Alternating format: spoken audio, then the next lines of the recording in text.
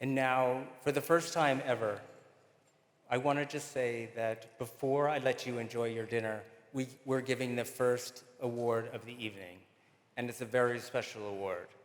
I have the pleasure of presenting the Geoffrey Beene Lifetime Achievement Award to the most amazing designer, Ralph Rucci.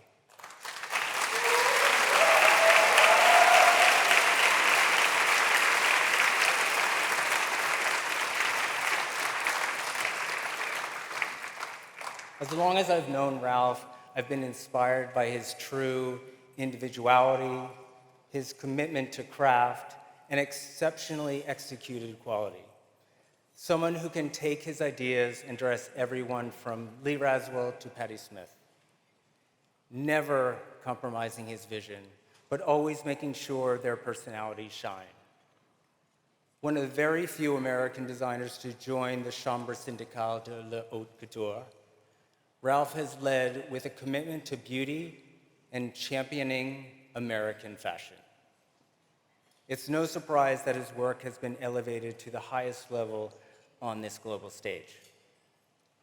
While I could go on and on about Ralph and his accomplishments and work, Ralph's contribution to the industry, the proof is really in his work. This is Ralph Rucci.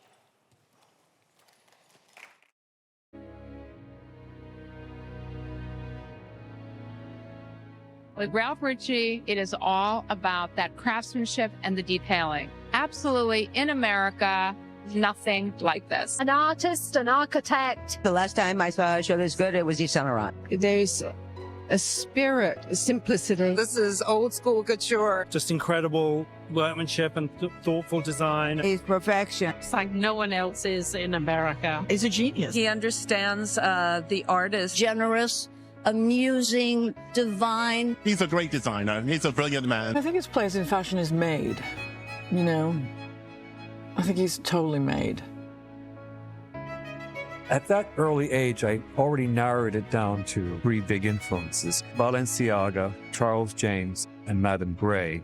And I discovered that there was a man working as a designer in New York City, and that was Halston. And I worked at Halston for a little less than a year. And then, for the impatience of it all, I decided I had to make my own collection. I listened to myself as if there were somebody speaking to me and I'm taking dictation. And it comes to you, these concepts. Every piece must be its own story, must be desirable, and it has to allow the wearer to be desired. That moment in the fitting where reality meets the concept, the idea, and when they come together, the garment is alive. I realize that I'm not doing this alone.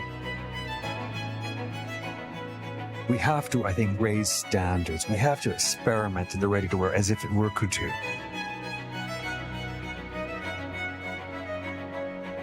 Haute couture is the marriage of a designer's vision with a house.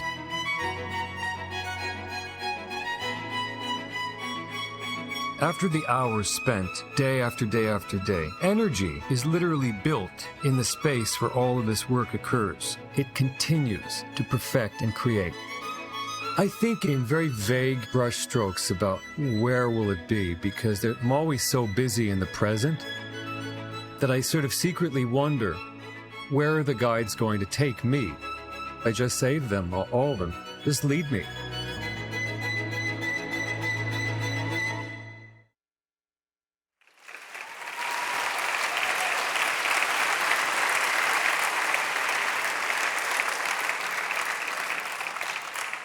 Everyone, please join me in presenting the Geoffrey Beene Lifetime Achievement Award to Ralph Rucci.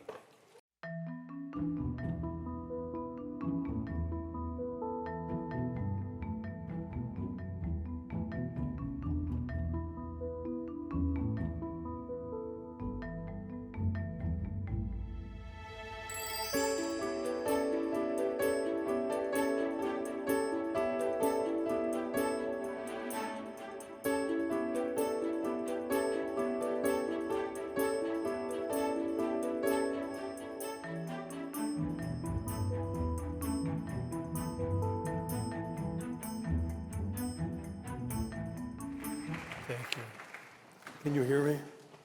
Such an extraordinary evening. You know, on October the 15th, we celebrated our 45th year in creation, in business. And I let go of allocates many years ago because my lived experience was to create a body of work that spoke for itself. And that's why I always hoped it would do, and I tended not to speak too much about the work. I was discovered in 1980, I want to talk about that briefly. I was discovered in 1980 by the extraordinary woman, Eve Orton.